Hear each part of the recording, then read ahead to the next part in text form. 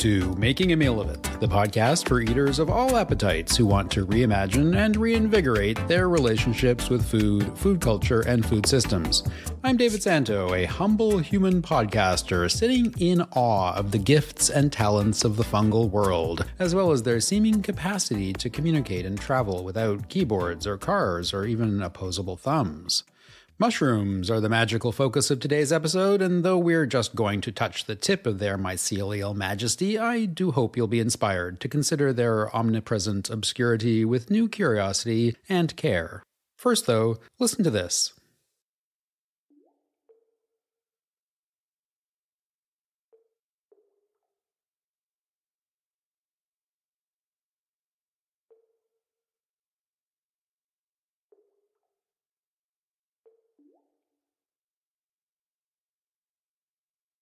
That was the sound not of silence, but of things happening both slowly and quickly, of decomposition, of digestion and recycling, and of networks so vast we barely perceive them. It was how I imagine mushrooms whispering to each other across their underground channels of mycelia, the thread-like structures that are birthed from fungal spores and that, under the right conditions, give rise to the fruiting bodies we know as mushrooms. Some mycelia are too small to see with the naked eye, whereas others, such as those of the Armillaria genus, can stretch across multiple square kilometers. Mushrooms are, literally and figuratively, wild. Most of us know mushrooms as an ingredient in pasta sauces or in a risotto or on a pizza. We stuff them and bake them and sauté them and turn them into pâté. And plenty of folks adore them, but just as many really don't. As one of my guests today says, though, those who don't like mushrooms probably just don't really know them. Like many parts of the food world, what we don't know about mushrooms is vast, and it probably exceeds what we do know. As part of the universe of microbial species, fungi and their effects, their behaviors, and their potential largely remain invisible to humans. We eat many of them, but lots of them we don't, because they're not so good for us. Some of us ingest certain types for their psychoactive properties and find that through consuming them, we can engage in a process or sense a connection to unfamiliar spaces or ideas, emotions, or even sources of creativity. In this way, as in the ways that fungi in nature serve to break down organic matter so that it can be repurposed as fodder for new growth, mushrooms can be understood as bridges between species and ecologies and between spaces and maybe even between time and other times. They close the loop in some ways between life and death, and they translate matter and energy from one place and space and time to the next. My interpretation of the sounds of mushrooms may be quite quiet, but in reality, they actually make a lot of noise.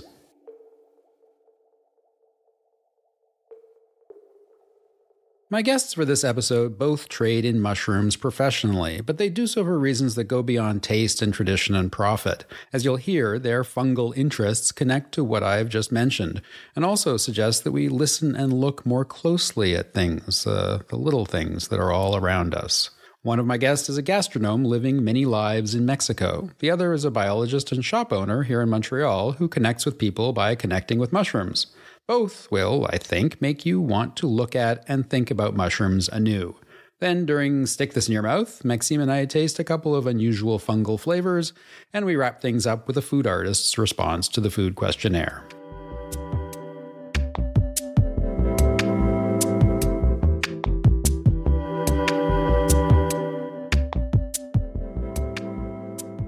My first conversation is with Nanae Watabe, a Japanese-Mexican mushroom enthusiast who spreads fungi to culinarily like-minded people in Mexico City.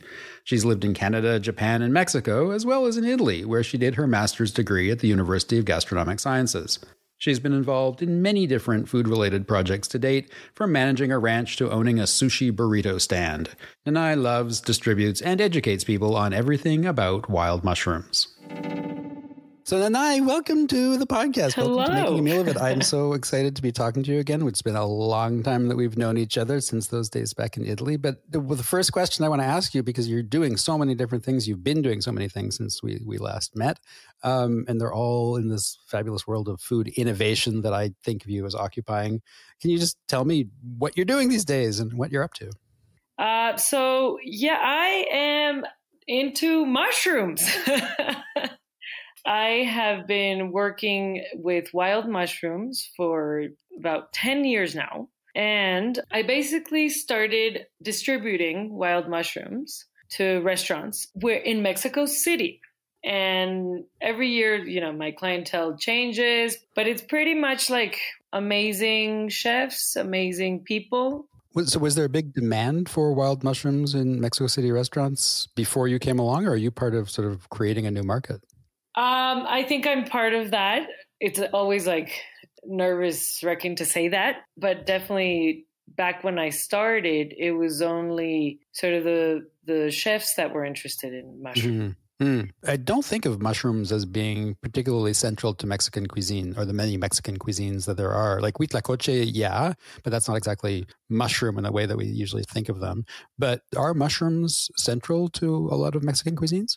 Well, yeah, they are. And they're part of what I call like our cultural heritage. I mean, a third of the country is made up of forests, right? Yeah. Pine forests. Yeah. So it's great territory for mushrooming. Great territory. And I mean, just to sort of name a few, but we have chanterelles, we have morels, we have porcini, we have coral mushrooms, we have even matsutake. Oh, wow. So whether they are cooked at restaurants in like non-Mexican recipes, but they are part of our sort of our culture and the way the industry works. Like they're part of the industry, For me, wild mushrooms are cooked best in Mexican recipes in Oaxaca City. Oh, okay. In Oaxaca State, which has the most variety of mushrooms in the whole country. Okay, so their presence has made them more familiar, at least to restaurant cooks. And I will admit, I have a very limited perspective on Mexican cuisine, so I feel a bit stupid even asking the question. But thank you for letting us know. No, but it's a very important question because that's part of the reason I started working with them. I saw sort of so many factors involved in just this one little being, It implied for me environmental sustainability involved with mushrooms, for one. So you go to the forest, you have to take care of the forest, There's this socio-cultural sustainability, You have to talk to the communities. They're the pickers. They're the ones doing the hard work and going to the forest with their families. So I call them my maestras or maestros. So you're teachers. Yeah. And it turns out that they're mostly women. They bring their families and it's like sort of passed down from generation to generation. Yeah. And there's this economical sort of sustainability that is involved in all of this. So when I first saw it, I was like, this is the way that I want to learn more about Mexico, and mushrooms are important. But Mexicans don't know that they come from Mexico and Mexican forest and an hour away from the city. And that just blew my mind, Como how can we not know about our cultural heritage? Right. Well, because there's so many iconic foods of Mexico and so many iconic ingredients that the humble mushroom can be ignored, even though it's absolutely there and absolutely being eaten. Sometimes we appreciate the foreign things more than we do our local ingredients. Yeah.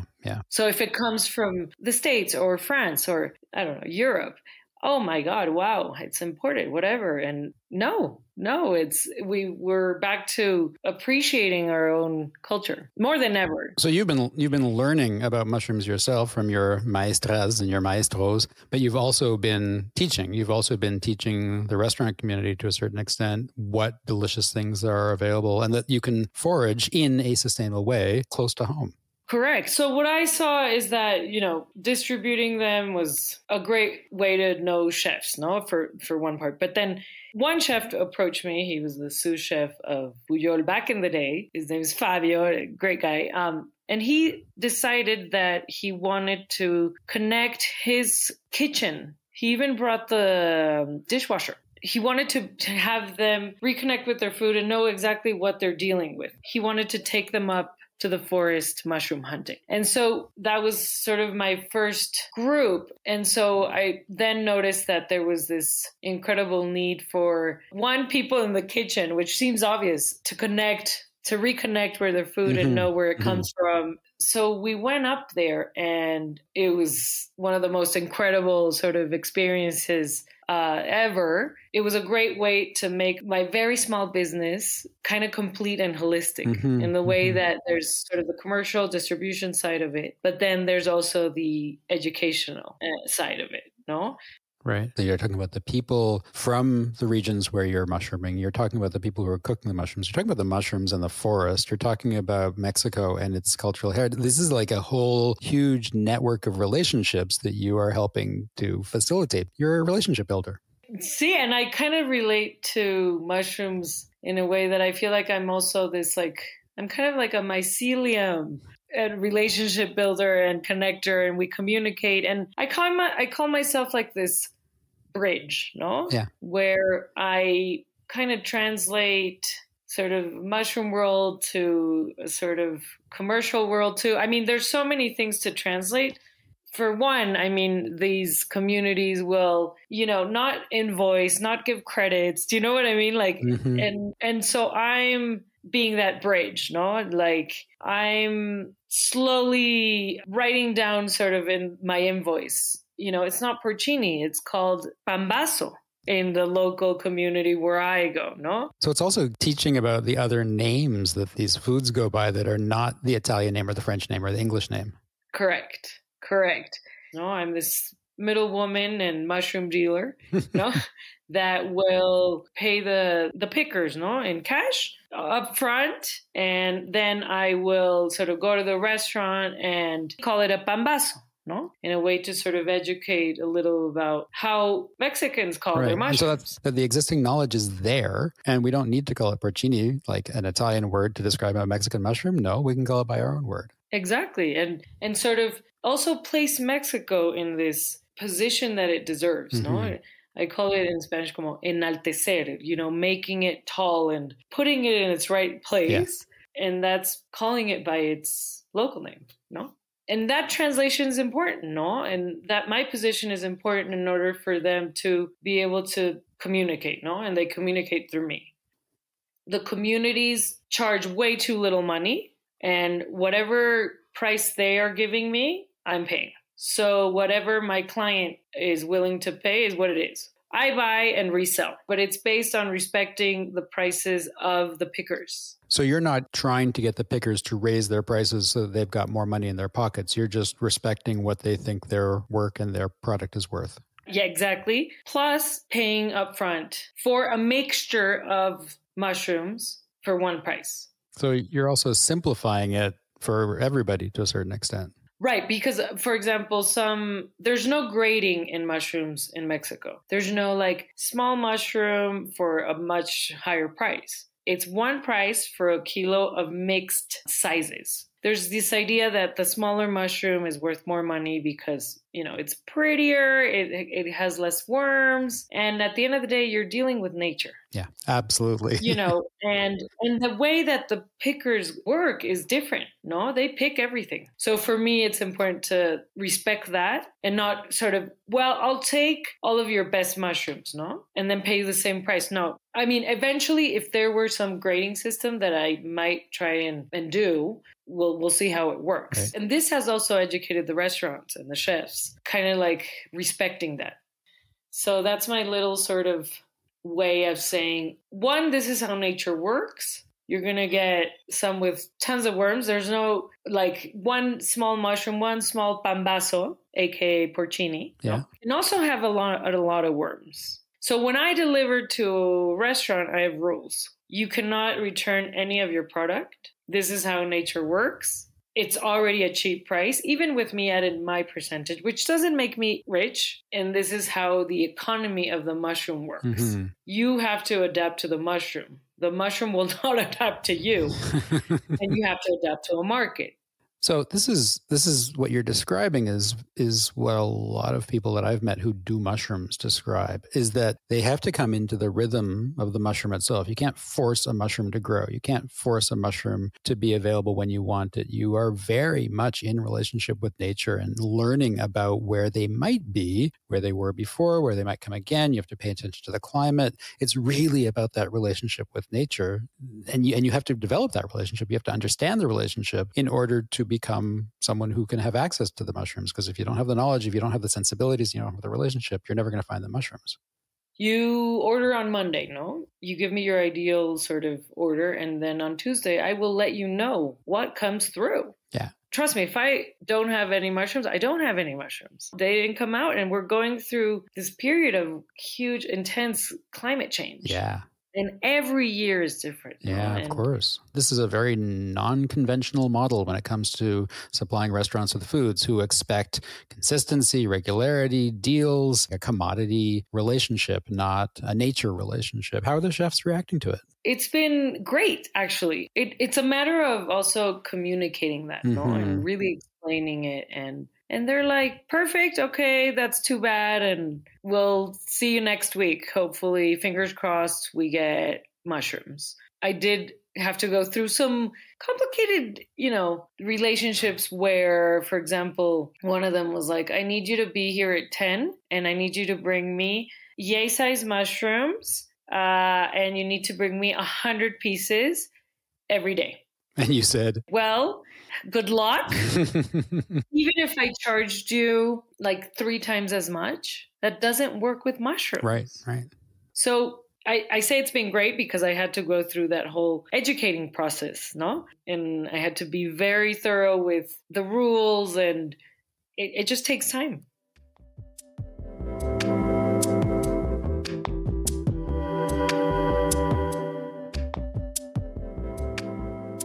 You've done a lot of stuff since so we knew each other in Italy when you were studying at the University of Gastronomic Sciences. When I saw you last in person, it was, I think, 2016 in Mexico City, and you were running a sushi burrito kiosk, and that's not something you're doing anymore. But you've had this incredible dedication to food and all the projects you've done. You're an innovator. You're a thinker. You're a combiner. Where do all those questions and curiosities come from, including your interest in mushrooms? Wow. Big question. Why are you? Existential question. I think it really falls back onto my parents, my grandparents. So I have 2 sides to me. I have my Mexican side from my mom, and I have my Japanese side from my dad. I used to say that I'm 50-50, and then a friend in Japan, when I lived there when I was in middle school, was like, you're not 50-50, you're 100-100. Nice. So it's from my childhood. Yeah. And the way in which those cultures were really mixed in Mexico City, where I grew up, and I was born and raised here. And my mom always, for example, in a meal at home, we would always have like white rice, for my dad. But then he spent like 30 years in Mexico, but he also wanted his pico de gallo, and that combination of flavors and cultures in one meal, in 3 meals per day, That sounds like heaven.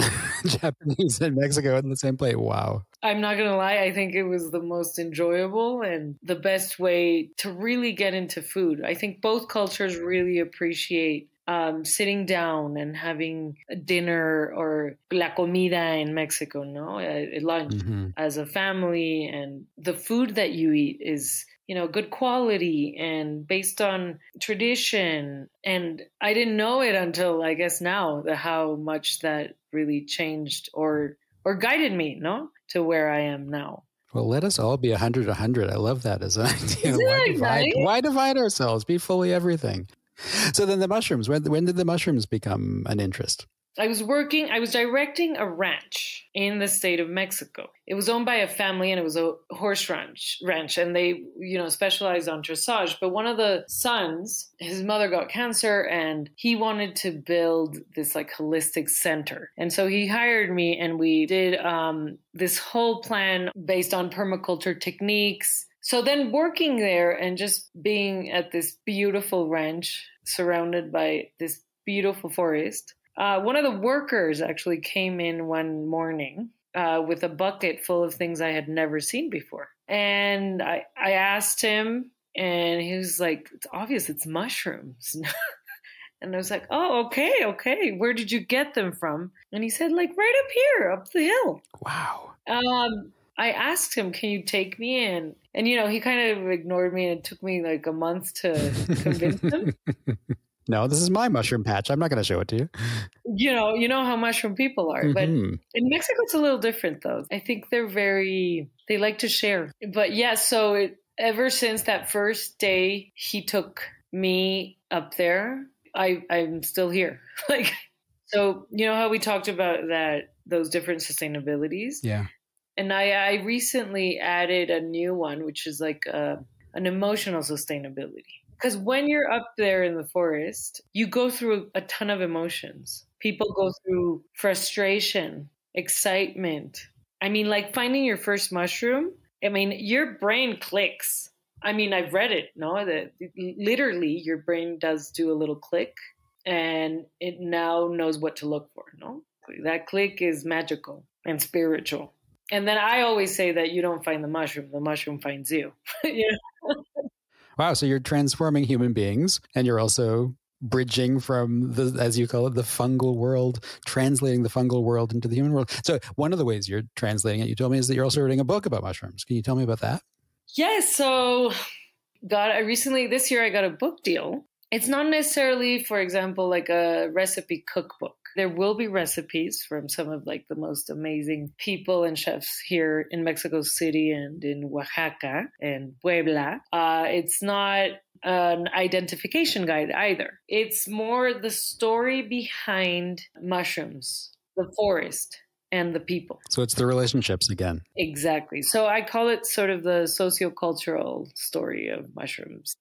And when might the book be available in distribution locations? Next year, hopefully. And we're planning on it being available in Spanish for the moment, before the mushroom season starts, which in Mexico is the summer. Well, I wish you all the best with it. So so is this your whole life right now, mushrooming, dealing in mushrooms, trading mushrooms, and then also writing about them? Or do you have other projects going on? No, I mean, this is sort of the main passion, no? And I'm so happy because I feel like I'm very fortunate to being able to do what I'm passionate about. And I don't think I've ever stuck to anything for this long either. Well, then I thank you so much for chatting to me about mushrooms and sharing all of your incredible perceptions and stories and imaginaries about what you're building there in Mexico. I'm very, very glad that you were there, and very glad that I will be seeing you again soon, I hope. Thanks so much for joining me. Thank you, David. Thank you so much.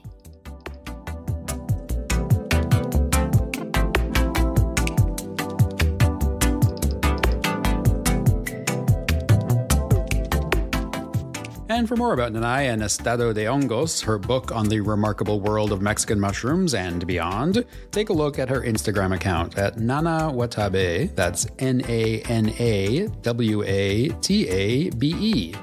There's also a link in the show notes. Coming up next is my chat with Judith Noel Gagnon, co-owner and manager of La Mycoboutique in Montreal, a shop dedicated to all things mushroomy. In operation since 2006, their aim is to provide customers with all the good things that mushrooms can contribute to our lives, from diet to health, hobbies to knowledge. So, Judith, tell me about this amazing place we're sitting in, La Mycoboutique, the mushroom store. How long have you been around, and how was it created? So it's been 18 years in Plateau Royal in Montreal. My dad had this crazy idea of opening a mushroom only dedicated to mushrooms. Fantastic. And because I'm a biologist, I started to work with him. Because I'm a biologist, but also because I wanted to work with him. Mm-hmm. And so the store started 18 years ago and has been running this whole time. Exactly. Throughout COVID, throughout everything, speaks to the power of mushrooms. So yeah, it's really a teamwork and a family business. So sometimes when it's so difficult, we do things that other business won't do. Yeah. So, and you've been here for how long now in the shop? In the shop, 17 years. So my dad opened that in 2006.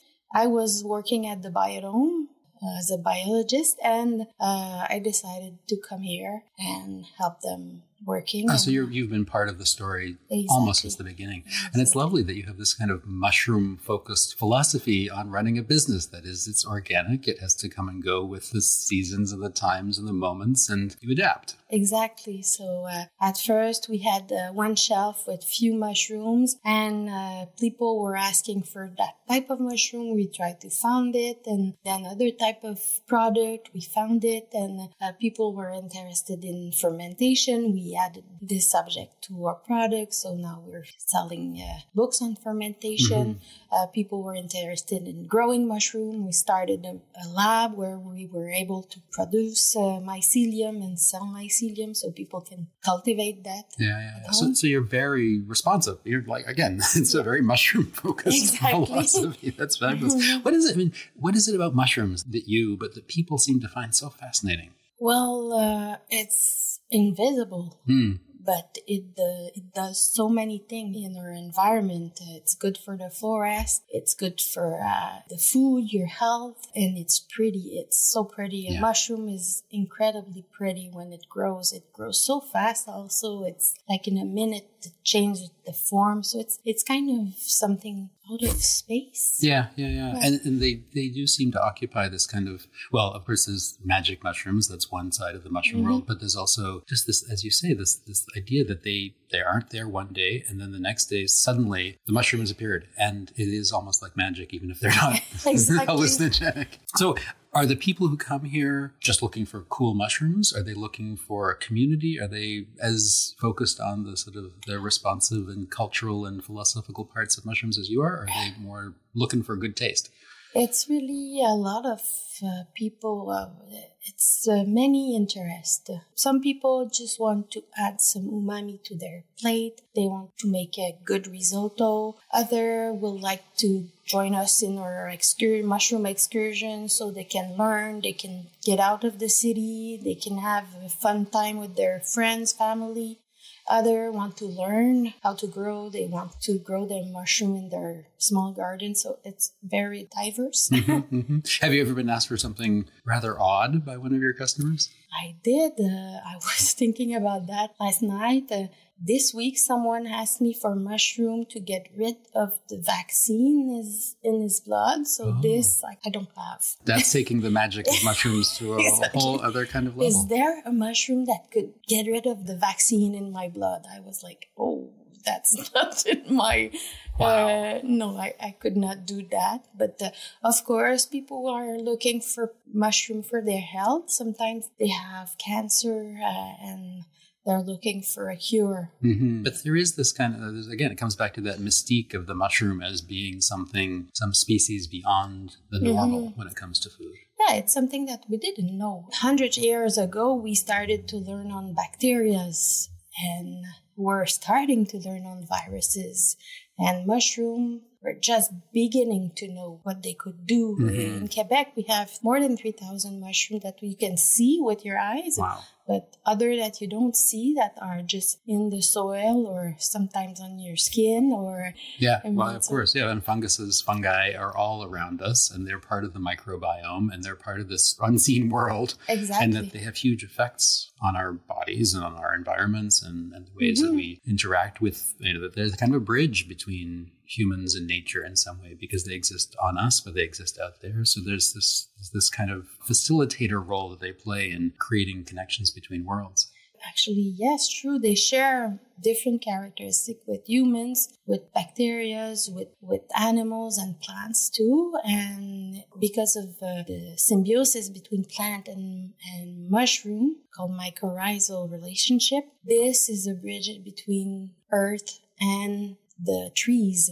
So yeah, it's incredible. What they do is unknown today. And we just, as a biologist also, you are very aware of the fact that we don't know that much about mushrooms or fungi in the same way that we know somewhat better, as you mentioned, the world of bacteria and viruses and the yeasts also, and all the things that create fermentation. I think it's very appropriate. I think the store is selling mushroom stuff and fermentation stuff and all of these small creature stuff that make food wonderful. Exactly.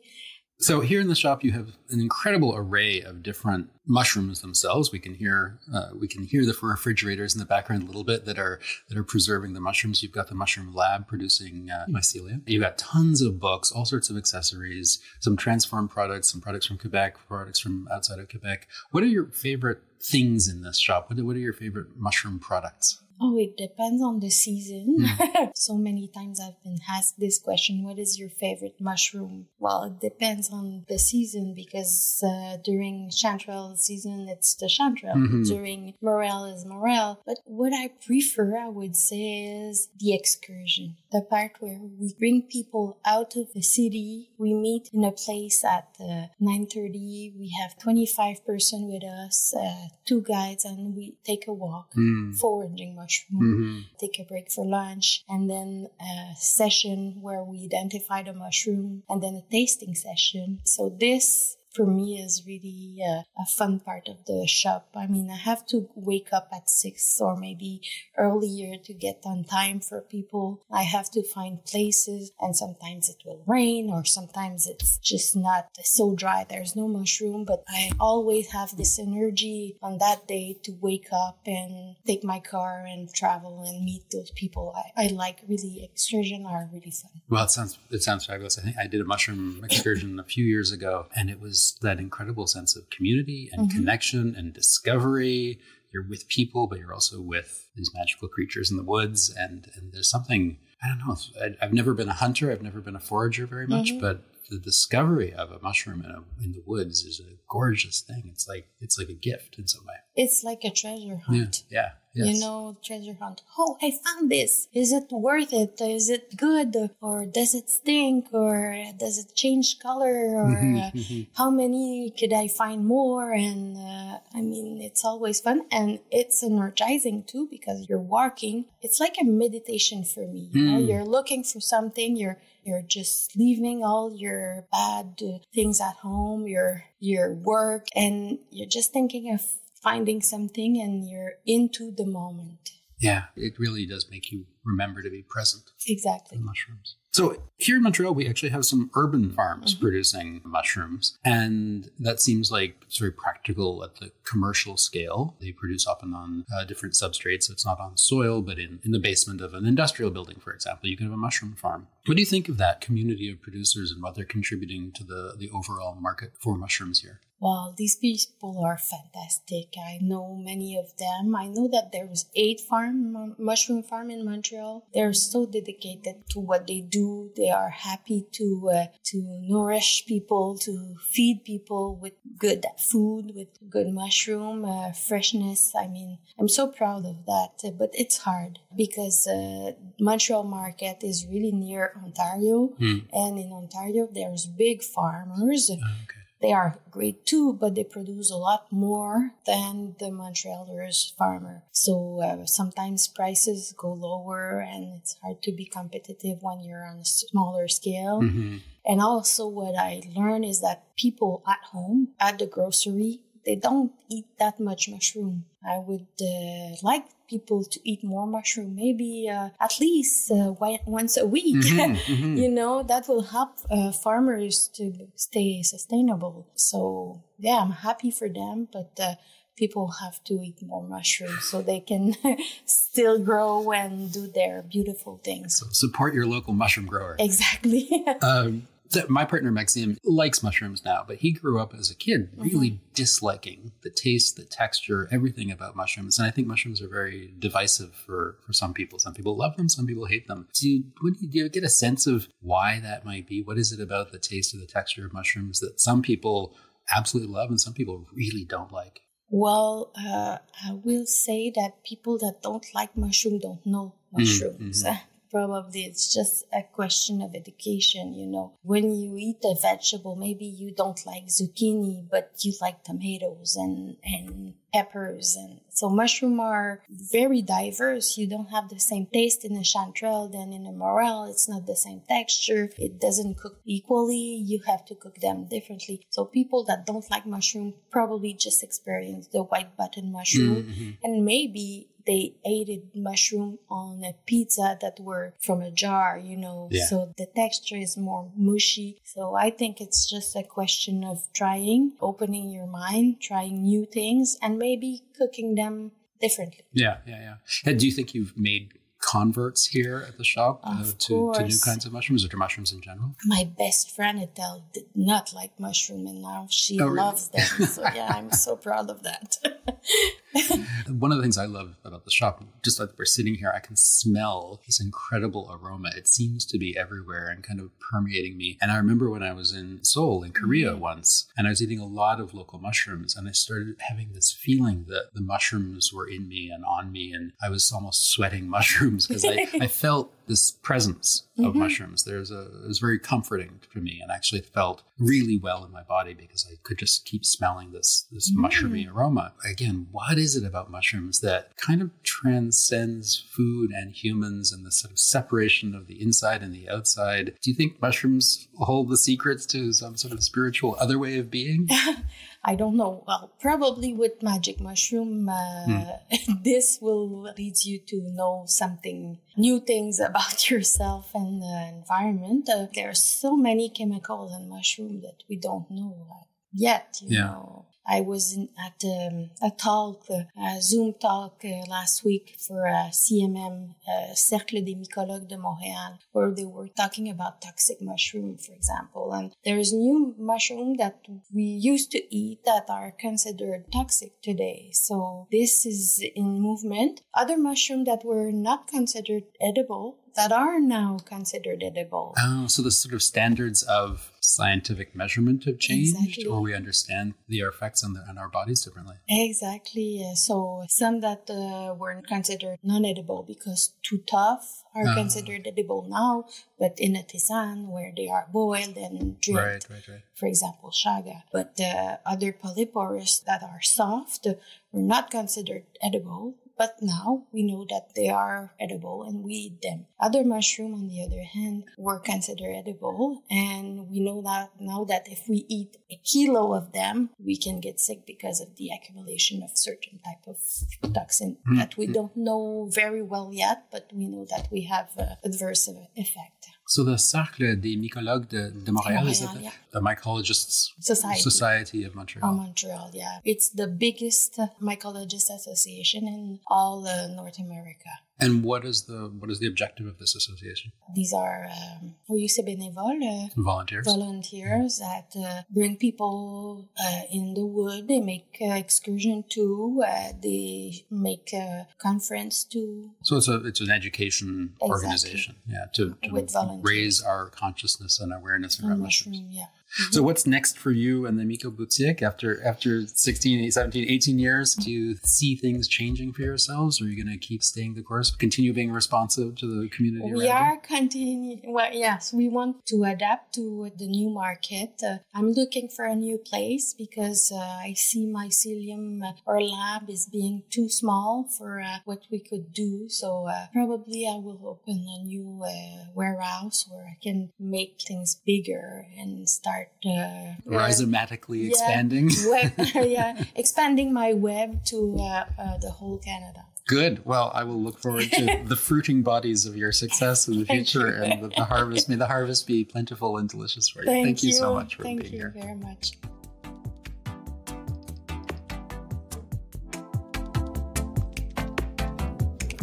And check out the show notes for a link to the Mycoboutique and their online shop, which includes art, books, supplies, food, and lots of fungal fun.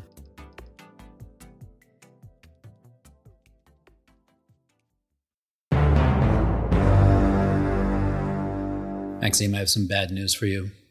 Oh, what is it? There's a fungus among us. Oh, no! Yeah. We're eating mushrooms. Oh, yay. This is the fungal edition of Stick This in Your Mouth. Oh, my. Are you excited? I am. Yeah. Yes, I like mushrooms now. Okay, but you didn't used to, did you? No. Tell me about your history with mushrooms. Well, like everything, the 70s was, there was a lot of canned foods. And I think the first time I had a mushroom was a canned mushroom. And I, of course, did not appreciate the texture at all. Was it like on a pizza or in a sauce? I think it was in a sauce, and then it probably was on a pizza. I used to pick it out when we would order pizza, the very rare times we would order pizza in Saint-Georges-de-Beauce. I would pick them out. It was something about the texture once again. I, of course, thought that fresh mushroom was going to be the same experience, so I ran away from those. If there was mushroom in a sauce or in a dish, it was visible to my eye, I would put it aside and not eat it. So for the longest time, I didn't think I liked mushroom. Mm-hmm. But we eat mushrooms very happily together now, right? We love it. So what was the mycelial moment that brought you around? December 2001, New York. Well, you know exactly. Yes, restaurant in the West Village, and I had a fungi salad, and I fell in love with mushrooms. What kind of mushrooms were in them? Boy, I only know them in French. So what is a pleurote? A pleurote is a oyster mushroom. And then there was like the portobello and then a couple of other varieties.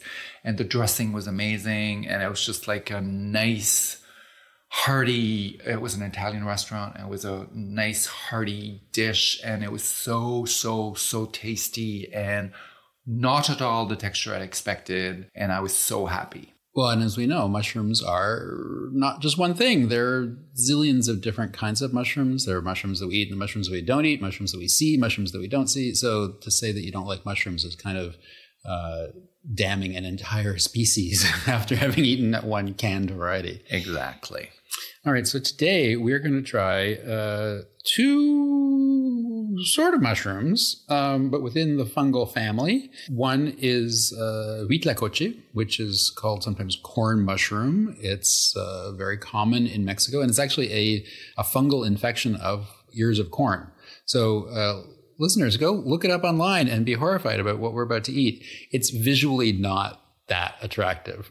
And lots of grains get fungal infections. Ergot is an infection of, I think, rye, which has some of the same hallucinogenic properties as LSD. So that's ergot. That's not a thing that we like to have in our grains. But huitlacoche, which are these corn mushrooms, are very prized and very delicious and very interesting. So we've got some, unfortunately, we don't have fresh ones. We only have it in a jar. So how they come in different forms? Well, the mushrooms themselves grow, like they basically eat the corn. They digest the corn and grow themselves. So that's what mushrooms are, digesters, basically. So in the woods, when you see a mushroom on a tree branch, it's basically digesting that tree. That's their incredibly important function in forests, because they help degenerate all the dead matter and turn it back into humus and then turn it back into living matter again. Mm-hmm. So mushrooms complete the cycle from life to death. They're very associated with the life and death cycle of other systems.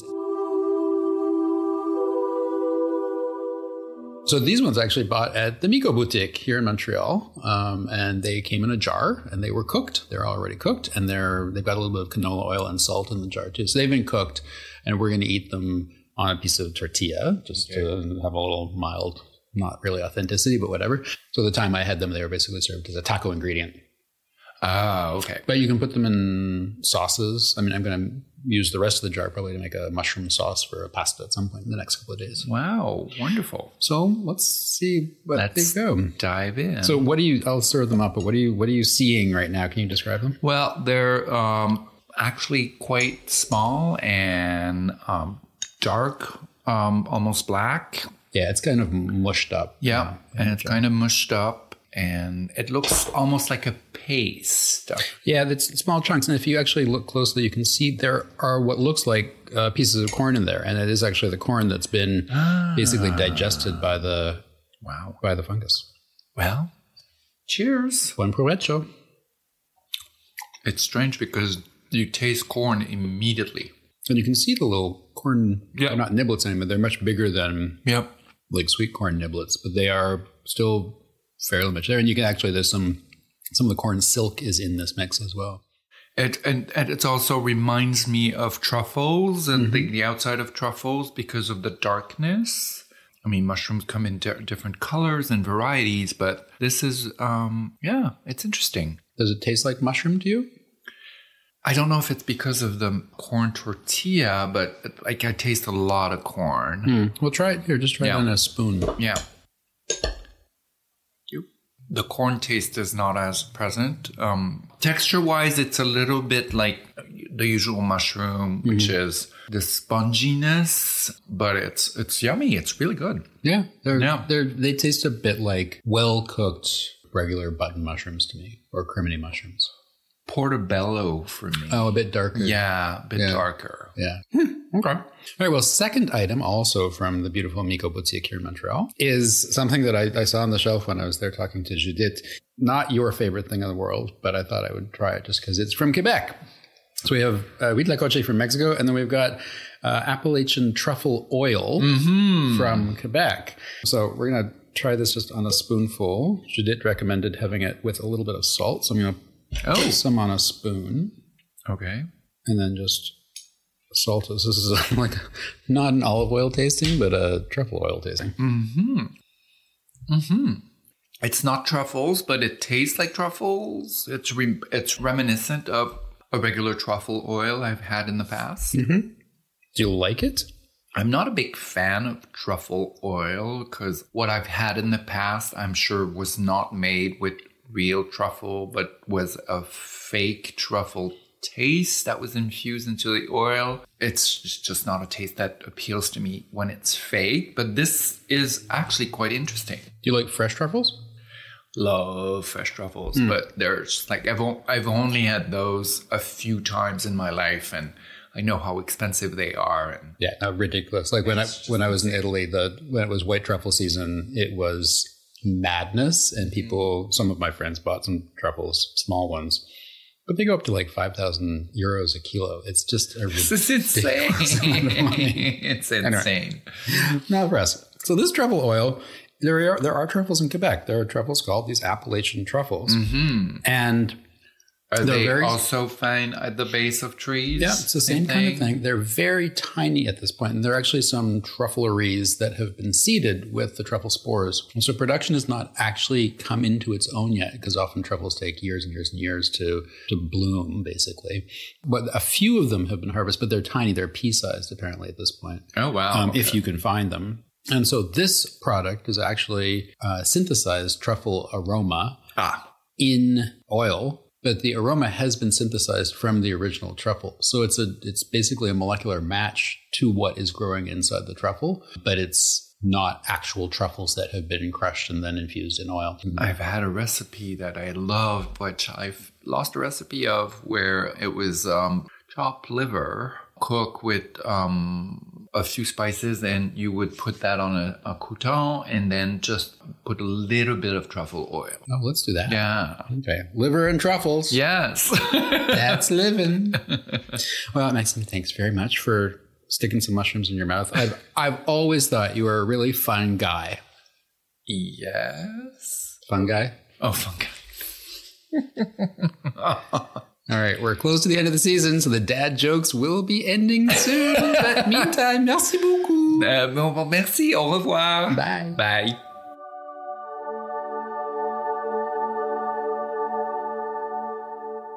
In this podcast and in other parts of my life, I always feel really humbled talking to food folks about their special areas of knowledge and practice. I consider myself to be fairly well informed about my field, but there's always something more to know. And that open expanse of wisdom and experience only gets bigger the more I wander through it. So when it comes to mushrooms, I feel like my humility has to increase a lot, 1,000-fold, 1,000,000-fold. Talking to Nanae and Judith and witnessing their own amazement regarding a subject they themselves are so knowledgeable about, well, that just kind of floors me. So instead of sharing my own thoughts about mushrooms right now, I'm actually going to turn instead to those of Anna Tsing, a writer and thinker and professor in the anthropology department at the University of California at Santa Cruz. She has written extensively about mushrooms through the lens of speculation, philosophy, and multi-species ethnography. Many folks in the food world turn to her for inspiration and understanding, largely when it comes to the ways in which people and other species interrelate, and how so much potential understanding of our world still resides in the cracks and crevices and shadows, often hidden by humanity's need to expand its economic and political reach, even as that reach more than frequently exceeds our grasp. In 2012, Anitsing published an article called Unruly Edges, Mushrooms as Companion Species, in which she details some of the ways in which humans often make a mess of things when it comes to our relationships with landscapes, with other species, and, of course, with ourselves. Mostly, though, she also shares the way that mushrooms, through their quiet omnipresence, also suggest other, more caring and attentive ways to relate. Her text is punctuated with lovely statements about other ways of looking at things, and she then expands on those statements to suggest gently how we can do and be better. I will therefore close this little reflection with Anitsing's own words and not mine. Perhaps these snippets of what she says will inspire you to read the whole essay, which I've linked to in the show notes. Wandering and love of mushrooms engender each other. Walking is the speed of bodily pleasure and contemplation. It is also the speed to look for mushrooms. Mushrooms are well known as companions. The concept of symbiosis, mutually beneficial interspecies living, was invented for the lichen, an association of a fungus and an alga, or cyanobacteria. Human exceptionalism blinds us. Science has inherited stories about human mastery from the great monotheistic religions. These stories fuel assumptions about human autonomy, and they direct questions to the human nature of control on the one hand, or human impact on nature on the other, rather than to species interdependence. Fungi are indicator species for the human condition. Few fungi have found their way into human domestication schemes, and only a few of those, such as fungi used for industrial enzyme production, have had their genomes badly tampered with. Supermarket button mushrooms are the same Agaricus bisporus as those growing in meadows. Yet fungi are ubiquitous, and they follow all our human experiments and follies. Outside the house, between the forests and fields, bounty is not yet exhausted.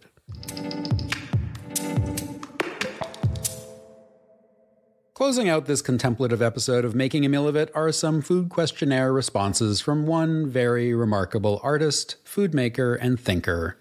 Annika Walsh is a master's student in integrated studies in land and food systems at the University of British Columbia in Vancouver. A transdisciplinary artist who was born in Chuzhou, China, and adopted at 11 months of age by her family in Canada, Annika works with a wide variety of ingredients, materials, and collaborators to form her conceptual pieces. Her practice ranges from exploration of cultural identity to participatory food performances and everything in between. When we recorded her answers to the questionnaire, Annika described herself as passionate, frizzy, and a fusion. Annika, what is your idea of a perfect food? I think my level of hunger affects this perception more than the actual qualities of the food. I think sometimes people think about the perfect food in terms of what the food is giving to them, but it's more my state that affects how attracted I am to a certain food. So if I'm really hungry, I tend to not be too picky about all the aspects that go into a food. What word or concept describes a well-balanced food system?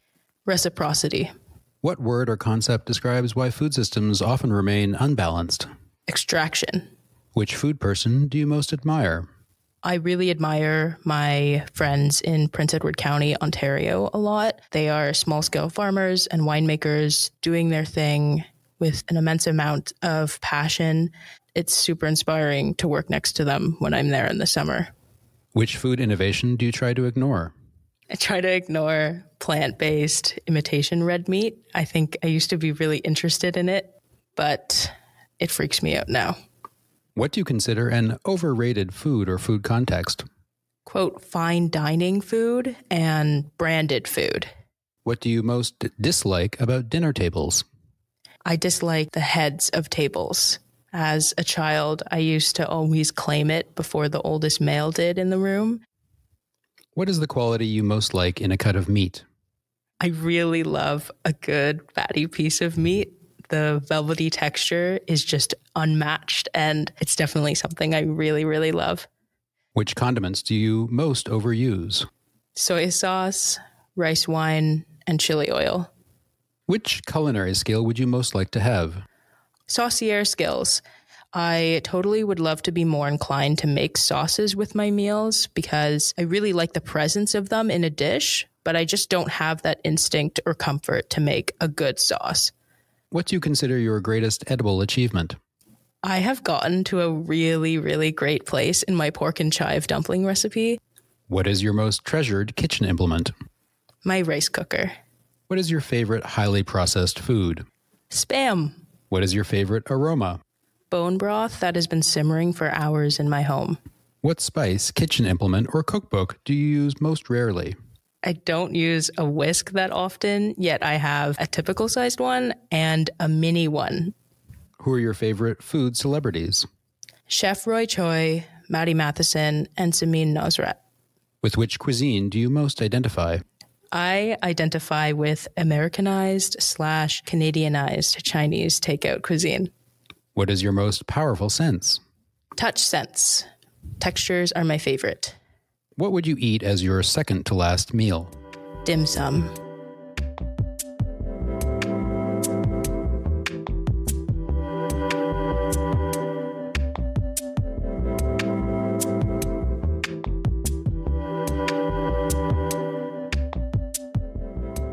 So that's all for having fun with fungus. For now, anyway. May your mushrooms be fresh and feisty and full of flavor. Thank you so much to Nanae Watabe, Judith Noel Gagnon, Annika Walsh, and Maxime Chuzhou. Go out and find your nearest mushroom monger and reacquaint yourself with the incredible options there are for taste and curiosity. Or if you want to truly feel the mycorrhizal magic, contact a local mushroom forager and step out into the woods yourself. Just remember to always respect the environment, take no more than you need, and follow the advice of experts before you stick anything in your own mouth. Consult the show notes for links to the resources mentioned, and if you haven't done so already, please leave a quick review and rating for the show wherever you listen. It really does help to spread the spores. Next week's episode wraps up season 1 of Making a Meal of It, and we close things out with, what else? Dessert! More specifically, it's an episode about pudding, from the origins and evolutions of the word to the technical innovations that have made puddings both encased and instant. I talked to a maker of what puddings have become, as well as a food scientist who was once asked to do something nearly unspeakable. I also go back to those Food Questionnaire questions that were posed to me and consider how preparing and eating pudding really might make a meal of things. Join us, won't you? In the meantime, as so many have said before, Nush Olsen and Nigmati Hidagan Anda.